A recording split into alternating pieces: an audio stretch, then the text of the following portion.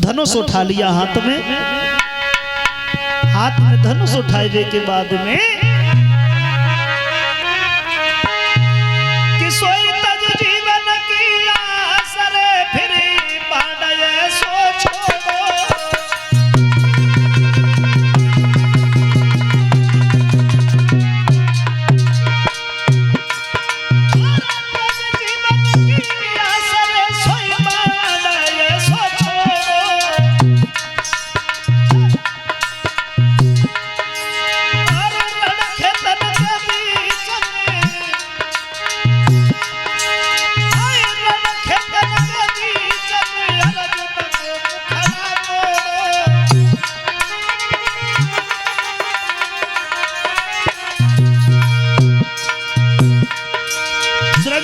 बाण का जब संधान करके अर्जुन की तरफ छोड़ा, भगवान कन्हैया समझ गए।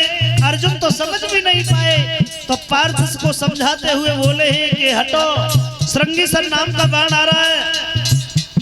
अर्जुन ने सुन भी नहीं पाया, वो बाण इतनी तेज गति से आया तो भगवान कन्हैया ही अर्जुन के सामने खड़े हो गए।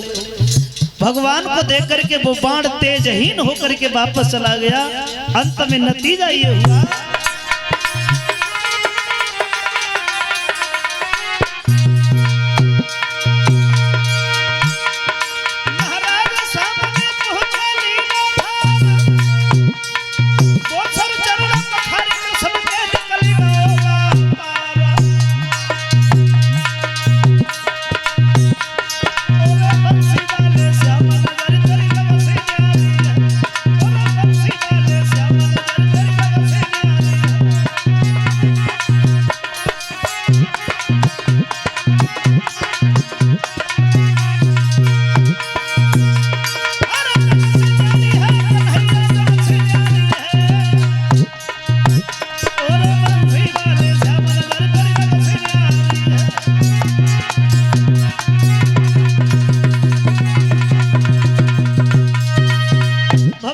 कन्हैया ने इशारा दिया, पार्थ से पकड़ो।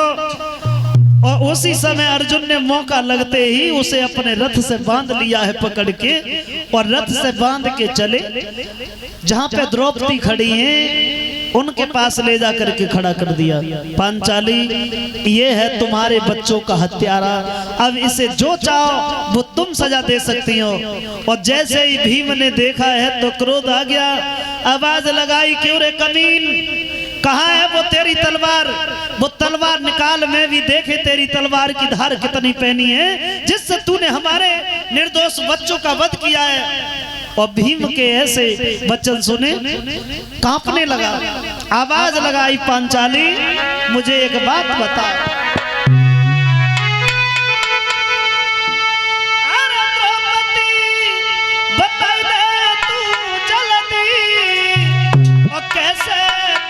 दिल भरी डालूं देही से खाला खींच डाले या टुकड़े टुकड़े कर डाल।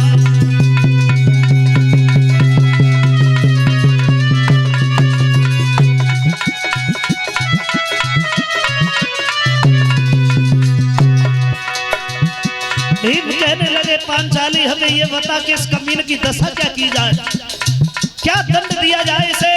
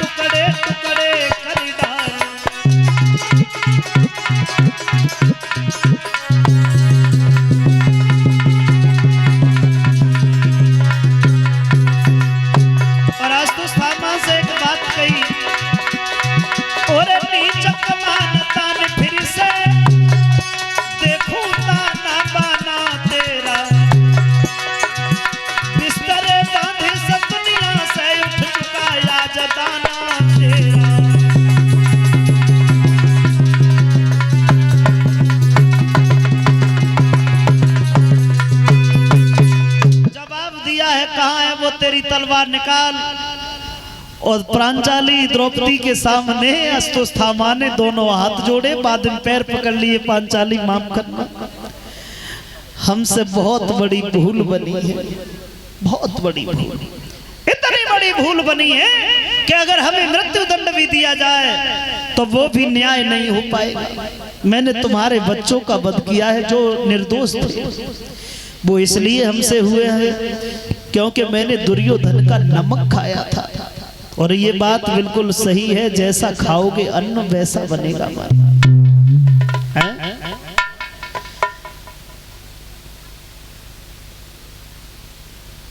अगर तुमने हमें मृत्यु दंड दिया न्याय नहीं हो पाएगा, और अगर माफ कर दिया तो वो आपकी महानता है। लेकिन अगर आज तुमने हमें छोड़ दिया, हम वचन देते हैं कि आज के बाद ऐसा कोई गलत कदम नहीं उठाएंगे।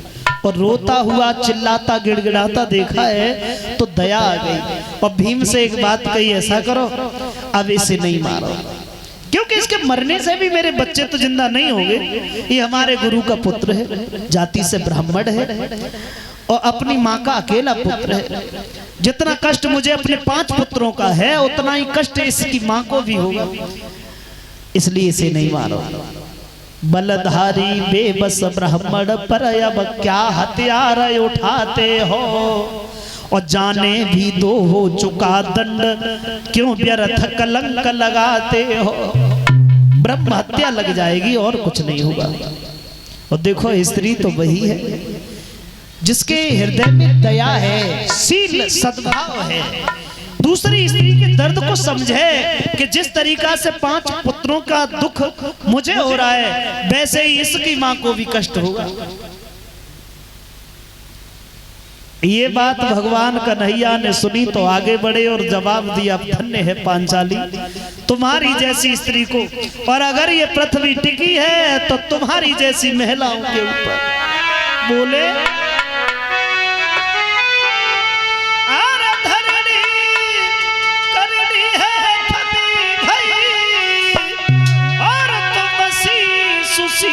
बलाओं से, और बलवानों की यदि इज्जत है तुम जैसी ही महिलाओं से।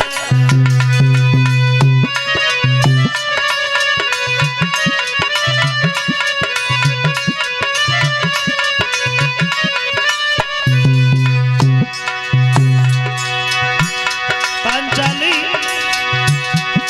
धरणी करनी है धनी भाई,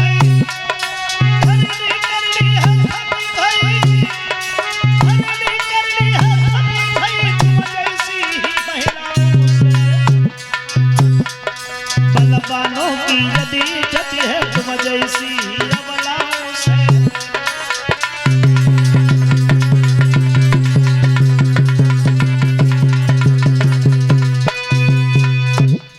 जो ऐसे वचन सुने तो जवाब दिया, तुमने अच्छा किया कि इसे मृत्यु दंड नहीं, लेकिन छोड़ना भी नहीं है इसे, क्योंकि इसने बच्चों का वध किया है, इसे कुछ न कुछ दंड तो जरूर मिलना चाहिए। ऐसा करो, इसके मस्तक पर जो मणि है उस मणि को निकालो।